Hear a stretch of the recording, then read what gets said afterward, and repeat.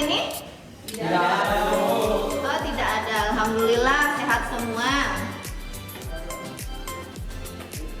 Pekan kemarin kita sudah belajar tentang Syu'abul Iman. Nah, sekarang itu mau tes lagi. Siapa yang masih ingat apa arti Syu'abul Iman, Ihsan? Syu'abul iman itu artinya cabang iman. Ya, cabang-cabang dari iman. Ada berapa cabang iman itu? 77. Terbagi menjadi 3, sebutkan. Bisa hati, bisa dan perbuatan. Kalau hati ada berapa, Sari? Kalau hati ada 20. Betul. Kalau lisan? Bisa ada 7. Terakhir perbuatan? Ada 40. Alhamdulillah. Baiklah. Selanjutnya, nih, hakikat mencintai Allah, ya. Kalau memang cinta sama Allah, tenangnya setiap saat di hati, di mata yang tampak itu Allah terus, Allah lagi, Allah selamanya. Bahkan di perbuatan, karena kita cinta yang pastinya takut kamu salah sama yang kita cintai. Ini tadi sudah Ibu tanya. Tujuan pembelajaran kita hari ini yaitu anak-anak itu di sini mampu mempresentasikan hakikat kita mencintai Allah, mulai dari khauf, raja, dan pengertiannya, dalilnya, serta mempraktikannya. Ini yang paling penting. Kita praktikan dalam kehidupan sehari-hari tentang khauf, raja, dan tawakal tersebut.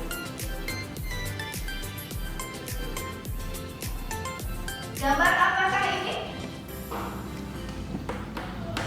Orang yang sedang berdoa. Ketika berdoa, apa yang harusnya ditampilkan ke Allah itu? Kalau kita mempunyai perilaku khauf, raja, dan tawakal.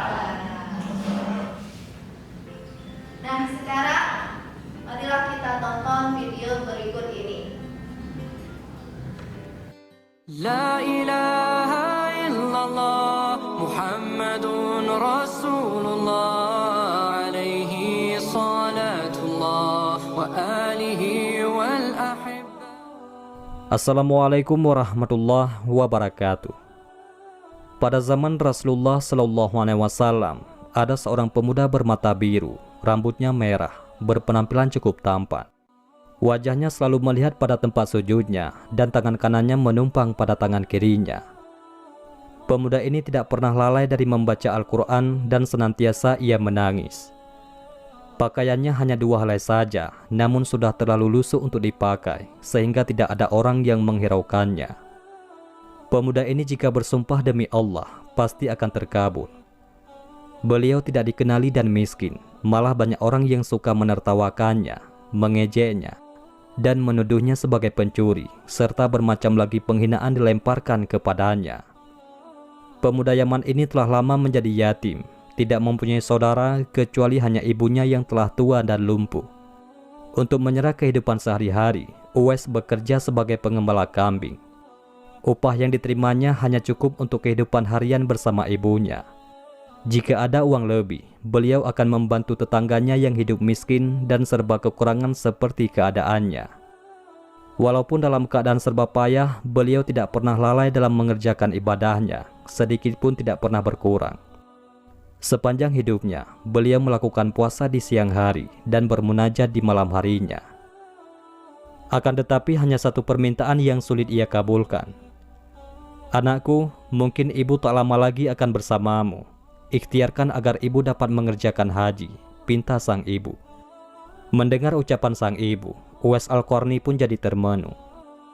Perjalanan ke Mekah sangatlah jauh, melewati padang tandus yang cukup panas.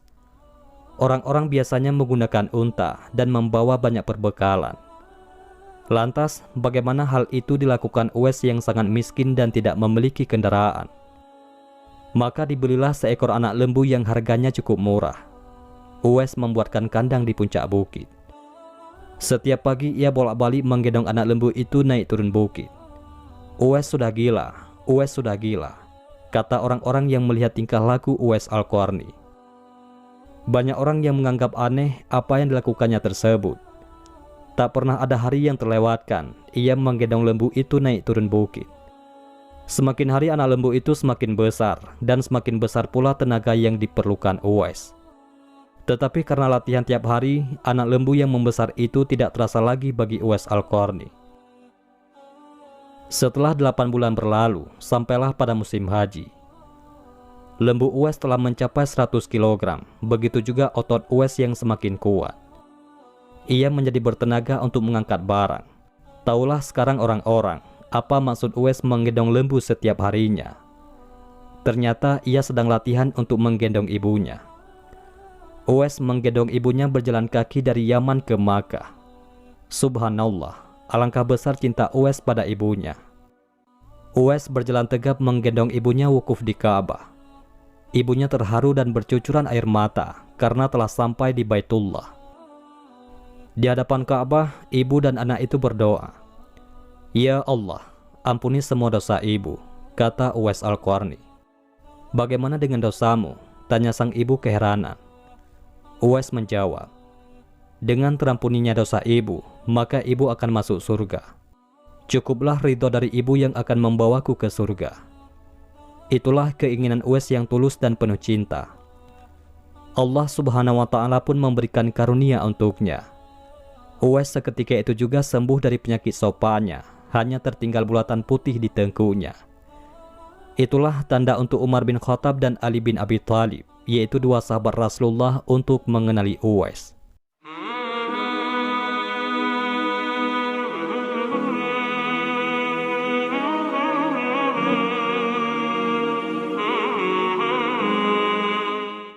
Uwais Al-Qarni telah memeluk Islam pada masa negeri Yaman mendengar seruan Nabi Muhammad SAW.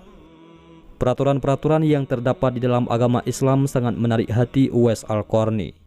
Banyak rekan-rekannya yang telah memeluk Islam pergi ke Madinah untuk mendengar secara langsung dakwah Nabi Muhammad SAW.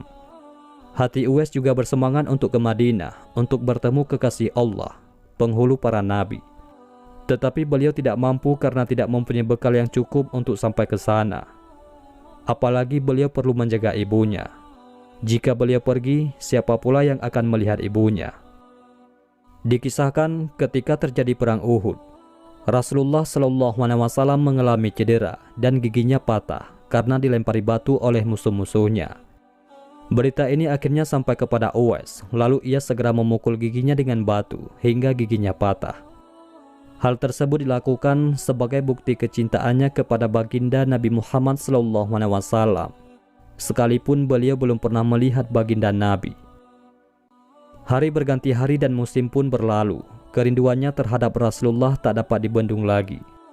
Uwais merenungkan diri dan bertanya dalam hatinya, bisakah dirinya dapat bertemu dengan Nabi dan memandang wajah Nabi dari dekat? Akhirnya pada suatu hari Uwais mendekati ibunya, mengeluarkan isi hatinya dan memohon izin kepada ibunya agar diperkenankan pergi menemui Nabi yang begitu ia rindukan di Madinah. Sang ibu, walaupun telah uzur, merasa terharu ketika mendengar permohonan anaknya. Beliau memahami perasaan Uwais dan berkata, "Pergilah wahai anakku, temuilah Nabi di rumahnya, dan bila telah berjumpa, segeralah engkau kembali pulang." Dengan perasaan gembira yang amat sangat, Uwais berkemas untuk berangkat ke Madinah. Dan sebelum pergi, beliau menyiapkan keperluan ibunya yang akan ditinggalkan, serta berpesan kepada tetangganya agar dapat menemani ibunya sepanjang kepergian beliau. Sesudah mencium tangan ibunya yang tercinta, berangkatlah Uwais menuju ke Madinah, yang jaraknya sekitar 400 km dari Yaman. Dengan waktu yang cukup lama, akhirnya tibalah Uwais Al-Qarni di kota Madinah. Segeralah ia menuju ke rumah Nabi Muhammad SAW. Diketuknya pintu rumah itu sambil mengucapkan salam. Keluarlah Sayyidatina Aisyah radhiyallahu anha sambil menjawab salam Uwais.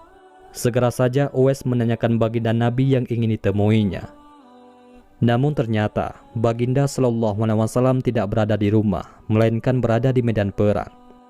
Betapa kecewa hati sang perindu, dari jauh ingin berjumpa, tetapi yang dirindukannya tidak berada di rumah.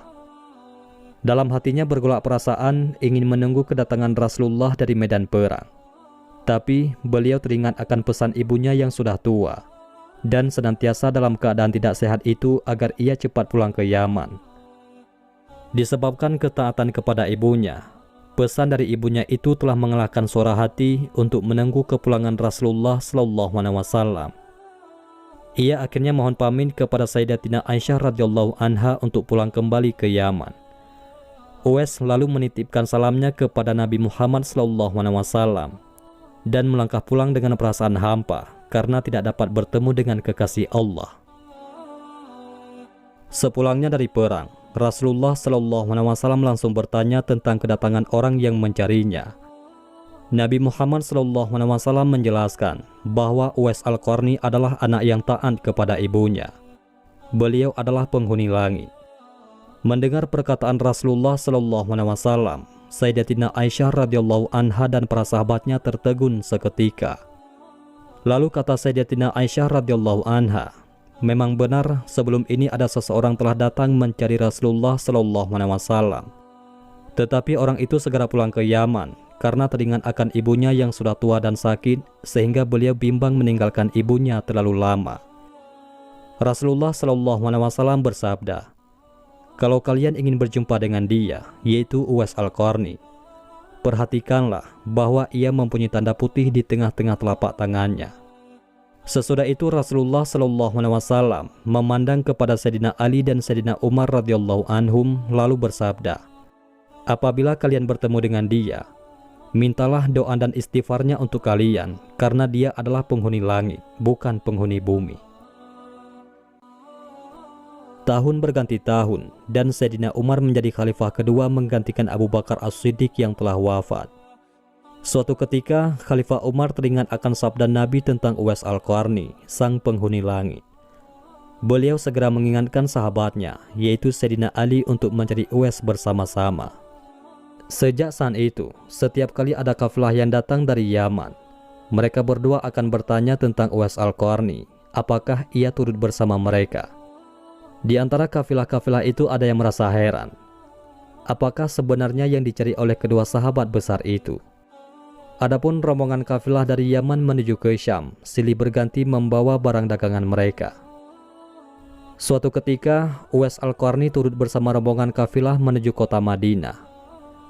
Melihat ada rombongan kafilah yang datang dari Yaman, bersegeralah Khalifah Umar dan Sayyidina Ali mendatangi mereka dan menanyakan apakah Uwais turut bersama mereka. Rombongan itu mengatakan bahwa ia ada bersama mereka dan sedang menjaga unta-unta mereka di perbatasan kota. Mendengar jawaban itu, mereka berdua bergegas menemui Uwais Al-Qarni. Sesampainya di tempat Uwais, Khalifah Umar dan Sayyidina Ali memberi salam. Namun rupanya Uwais sedang melaksanakan sholat. Setelah mengakhiri sholatnya, Uwais menjawab salam kedua tamu agung tersebut sambil bersalaman. Sewaktu berjabatan, Khalifah Umar segera membalikkan tangan Uwais untuk membuktikan kebenaran tanda putih yang berada di telapak tangan Uwais, sebagaimana pernah disabdakan oleh baginda Rasulullah Muhammad SAW. Ditanyalah Uwais oleh kedua sahabat Nabi tersebut, siapakah nama saudara? Lalu Uwais menjawab, Abdullah. Mendengar jawaban itu, kedua sahabat itu pun tersenyum dan mengatakan, kami juga Abdullah, yakni hamba Allah. Tapi siapakah namamu yang sebenarnya? Uwais kemudian berkata, nama saya Uwais Al-Qarni. Sepanjang perkenalan mereka, taulah mereka bahwa ibu Uwais telah meninggal dunia. Itulah sebabnya beliau baru dapat turut serta bersama rombongan kafilah dagang itu. Akhirnya, Khalifah Umar dan Sayyidina Ali memohon agar Uwais berkenan untuk mendoakan mereka. Uwais enggan dan dia berkata kepada Khalifah, sayalah yang harus meminta doa dari kalian. Mendengar perkataan Uwais, Khalifah berkata, kami datang ke sini untuk memohon doa dan istighfar dari Tuhan. Disebabkan didesak oleh dua sahabat besar ini, Uwais Al-Qarni akhirnya mengangkat kedua tangannya, lalu berdoa dan membacakan istighfar. Setelah itu Khalifah Umar radhiyallahu an berjanji untuk memberinya uang negara dari Baitul Mal kepada Uwais sebagai biaya hidupnya. Uwais Al-Qarni menolaknya dengan lembut dengan berkata, hamba mohon supaya hari ini saja hamba diketahui orang. Untuk hari-hari selanjutnya, biarlah hamba yang fakir ini tidak diketahui orang lagi. Setelah kejadian itu, nama Uwais kembali tenggelam dan tidak lagi terdengar beritanya. Tapi diriwayatkan, ada seorang lelaki pernah bertemu dan dibantu oleh Uwais. Orang itu mengisahkan, waktu itu kami sedang berada di atas kapal menuju ke tanah Arab bersama para pedagang. Tanpa disangka-sangka, angin ribut bertiup dengan kencang. Akibatnya, hempasan ombak menghantam kapal kami, sehingga air laut masuk ke dalam kapal dan menyebabkan kapal semakin berat. Pada saat itu, kami melihat seorang lelaki mengenakan selimut berbulu berada di satu sudut kapal, lalu kami memanggilnya. Lelaki itu bangun, lalu melakukan sholat di atas air. Betapa terkejutnya kami melihat kejadian itu. Wahai waliullah, tolonglah kami. Tetapi lelaki itu tidak menoleh. Lalu kami berseru lagi, demi zat yang telah memberimu kekuatan beribadah, tolonglah kami. Lelaki itu menoleh kepada kami dan berkata, apa yang terjadi? Tidakkah engkau melihat bahwa kapal berada di badai dan dihantam ombak? Tanya kami kepadanya. Dekatkanlah diri kalian kepada Allah. Keluarlah kalian dari kapal dengan membaca Bismillahirrahmanirrahim, kata orang itu. Kami pun keluar dari kapal satu persatu. Pada saat itu, jumlah kami 500 jiwa lebih.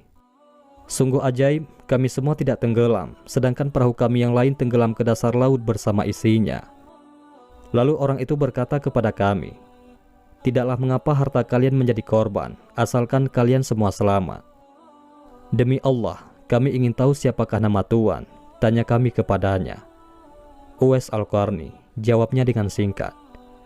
Kemudian kami berkata lagi kepadanya, sesungguhnya harta yang ada di kapal tersebut adalah milik orang-orang fakir di Madinah yang dikirim oleh orang Mesir. Jika Allah mengembalikan harta kalian, apakah kalian akan membagi-bagikannya kepada orang-orang fakir di Madinah? Tanya Uwais Al-Qarni. Ya, kami akan membagikannya, jawab kami. Orang itu pun melaksanakan sholat 2 rakaat di atas air, lalu berdoa. Setelah Uwais Al-Qarni mengucapkan salam, tiba-tiba kapal itu muncul ke permukaan air. Lalu kami menaikinya dan meneruskan perjalanan. Setibanya di Madinah, kami membagi-bagikan seluruh harta kepada orang-orang fakir di Madinah sehingga tidak ada satupun yang tertinggal. Beberapa waktu kemudian, tersiarlah kabar bahwa Uwais Al-Qarni telah berpulang ke rahmatullah. Anehnya, pada saat dia hendak dimandikan, tiba-tiba terlalu banyak orang yang berebut hendak memandikannya. Dan ketika dibawa ke tempat pembaringan untuk dikafankan, begitu ramai orang yang menunggu untuk mengkafankannya. Demikian pula ketika orang pergi hendak menggali kuburnya. Di sana ternyata sudah ada orang-orang yang menggali kuburnya hingga selesai. Ketika usungan dibawa menuju ke perkuburan, luar biasa banyaknya orang yang berebut hendak mengusungnya. Meninggalnya Uwais Al-Qarni telah menggemparkan masyarakat kota Yaman. Banyak terjadi hal-hal yang amat mengherankan penduduk Yaman. Sedemikian banyaknya orang yang tak dikenali datang untuk mengurus jenazah dan pemakamannya. Sejak ia dimandikan, sampailah ketika jenazahnya hendak diturunkan ke dalam kubur, ada saja orang-orang yang telah siap melaksanakannya terlebih dahulu. Penduduk kota Yaman tercengang. Mereka bertanya-tanya, siapakah sebenarnya engkau wahai Uwais Al-Qarni? Bukankah Uwais yang kita kenal hanyalah seorang fakir yang tidak memiliki apa-apa, yang kerjanya hanyalah sebagai pengembala kambing dan unta? Tetapi ketika hari wafatmu, engkau telah menggemparkan penduduk Yaman dengan hadirnya manusia-manusia asing yang tidak pernah kami kenal. Mereka datang dalam jumlah sedemikian banyaknya. Agaknya mereka adalah para malaikat yang diturunkan ke bumi hanya untuk mengurus jenazah dan pemakamanmu. Baru saat itulah penduduk Yaman mengetahui siapa Uwais Al-Qarni, yang ternyata tidak terkenal di bumi, akan tetapi beliau sangat terkenal di langit. Begitulah Uwais Al-Qarni, sosok yang sangat berbakti kepada orang tua. Dan itu sesuai dengan sabda Rasulullah ketika Rasulullah ditanya tentang peranan kedua orang tua. Rasulullah SAW menjawab, mereka adalah yang menyebabkan surgamu atau nerakamu. Hadis riwayat Ibnu Majah.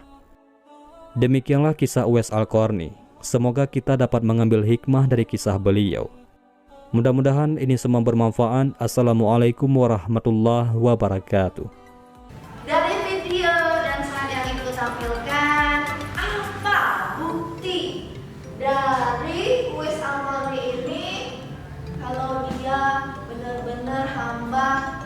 kita kepada Allah?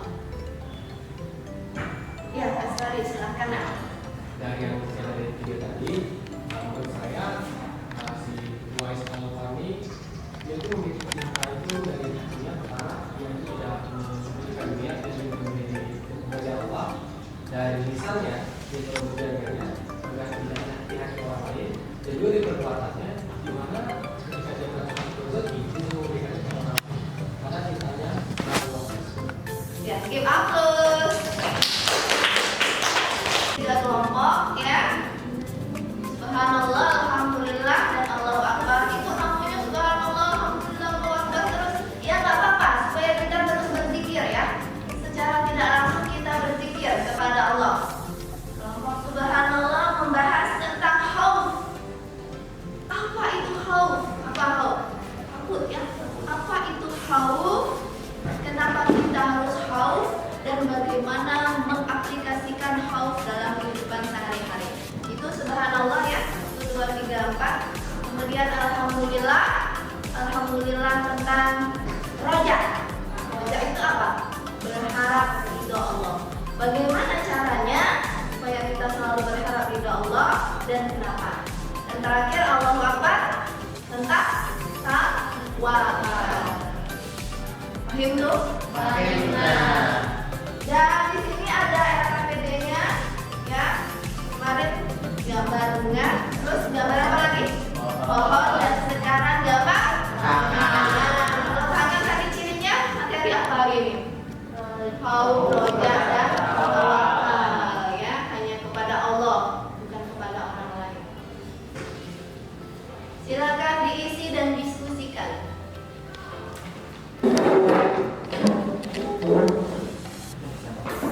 Ini nama, ini apa itu mau, apa raja ya. Ini cara siapa yang membuat di Canva?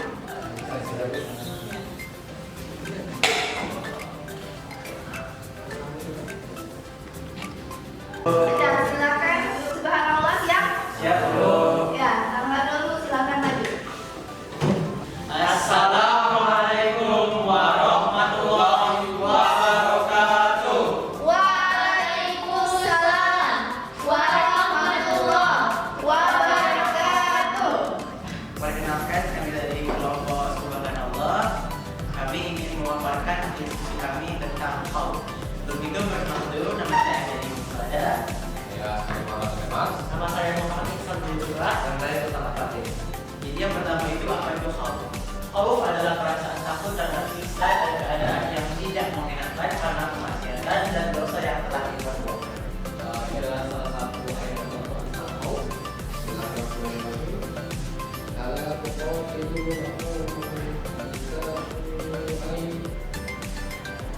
aina lahum wa amnu bi qawjir rasul bi qawjir rasul balaghum awwala marratin atahsawhum Allah wa aqu an tahsawhum in kuntum mu'minin, yang artinya, mengapa kamu tidak memerangi orang-orang yang melakukan sumpah perjanjian dan telah merencanakan untuk mengusir Rasul, dan mereka yang pertama kali memerangi kamu? Apa kamu takut kepada mereka? Padahal Allah yang lebih berhak untuk kamu takuti jika kamu orang-orang yang beriman. Quran surat At-Taubah ayat ke-13. Perasaan khauf tersebut bukan hanya sebuah ketakutan kepada Allah yang disebabkan oleh golongan ibadah, tetapi juga berupa kekhawatiran yang dirasakan seorang hamba jika Allah belum ridho terhadap berbagai amalan yang dia kerjakan. Menurut Ismail dalam buku Jilgot, yaitu renungan seorang hamba yang lemah, khauf juga dapat diartikan sebagai kegalauan hati akibat membayangkan suatu hal yang tidak disukai atau hilangnya sesuatu yang disukainya dalam Islam. Rasa takut harus bersumber pada Allah. Hanya Allah yang berhak ditakuti oleh setiap orang yang mengaku beriman kepadanya. Menurut Said Takim, ada dua penyebab orang merasa takut khauf. Rasa takut atau khauf karena Allah. Yang pertama, karena mengenal Allah, ma'rifatullah. Jenis takut ini dinamakan khauf al-arifin. Semakin sempurna pengenalan terhadap Allah, semakin bertambah rasa takutnya. Terdapat salah satu ayat di surat Maryam ayat 28. Dan demikian pula di antara manusia, makhluk bergerak yang bernyawa dan hewan-hewan ternak ada yang bermacam-macam.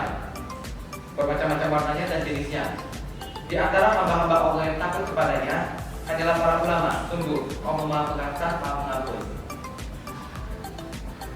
Yang kedua adalah karena dosa-dosa yang dilakukan. Orang yang beriman tidak akan merasa takut kepada apa dan siapapun kecuali Allah Subhanahu wa taala. Yaitu orang-orang yang menyampaikan risalah-risalah Allah, mereka takut kepadanya dan tidak merasa takut kepada siapapun selain kepada Allah Subhanahu wa taala. Dan cukuplah Allah sebagai pembuat perhitungan. Di Quran surat Al-Anzab ayat 29. Yang terakhir adalah contoh hal dalam kehidupan sehari-hari, yaitu yang pertama adalah menjauhi segala larangan yang Allah benci. Yang kedua, berusaha untuk menjauhi kemaksiatan karena maksiat adalah perbuatan yang Allah benci. Yang ketiga, tidak pernah memudaratkan orang lain karena takut akan mendapatkan dosa. Dan yang terakhir adalah tidak pernah menyampaikan juga ujian karena takut murka Allah. Demikian yang dapat kami sampaikan. Dan ingin bertanya? Silakan. Izin bertanya, bagaimana iman saya jika saya masih takut dengan hantu di malam hari? Terima kasih. Ya. Nah, bisa dulu. Jadi saya akan menjawab pertanyaan dari Anda. Jadi pertanyaan tadi bagaimana apa? Bisa diulangi? Bagaimana iman saya jika saya masih takut dengan hantu di malam hari? Oke. Jadi bagaimana iman saya ketika saya masih takut pada hantu malam hari? Bisa kita lihat dari surat Al-Tawbah tadi ayat 12 yang telah saya bacakan, bahwa di dalam Al-Quran sendiri catatan apakah takut kepada manusia. Di sini dikatakan bahwa Allah melarang kepada dirinya dan telah mendatangkan manusia Rasul dan mereka yang pertama kali menerangkan apakah kamu takut kepada mereka. Ini ditulis besar dan apakah kamu takut kepada mereka. Allah sendiri tidak suka kalau kita takut kepada manusia, apalagi dengan jin. Pada hal tersebut, apakah kita harus lebih memperkuat lagi iman kita akan hal tersebut. Jadi mungkin itu bisa saya sampaikan. Apakah cukup? Demikianlah presentasi yang dapat kami sampaikan pada hari ini, dan dari kami mohon maaf kepada Allah mengampun dan saya. Wassalamualaikum warahmatullahi wabarakatuh. Waalaikumsalam. Untuk kelompok Subhanallah, alhamdulillah PD-nya sudah mulai muncul ya, penjelasannya juga lebih lugas, sehingga teman-teman gimana? Lebih menarik kan dari pekan sebelumnya? Iya. Alhamdulillah. Ya, penguasaan juga sudah dikuasai dengan baik, bisa menjawab pertanyaan temannya dengan baik juga. Sekarang siapa yang bisa menyimpulkan pembelajaran kita hari ini? Oh, bisa semua. Siapa yang belum ngomong tadi? Sultan ya? Sultan, silakan. Jadi kita harus menerapkan sifat khauf, tawakal dan rajak dalam kehidupan sehari-hari. Sebagai bukti kita kepada Allah Subhanahu wa taala, maka Allah akan mencintai kita. Ya, alhamdulillah. Berikan tepuk tangan buat kita semua. Pekan depan kita akan push ujian semester. Maka belajarlah dengan rajin dan ingat harus jujur, karena jujur kunci sukses di dunia dan akhirat. Marilah kita tutup pembelajaran kita dengan hamdalah. Alhamdulillahirabbil alamin. Kafaratul majlis. Subhanallahumma wa bihamdika asyhadu an la ilaha illa anta astaghfiruka wa atubu ilaik. Terima kasih banyak atas perhatiannya. Maaf lahir batin. Wassalamualaikum warahmatullahi wabarakatuh.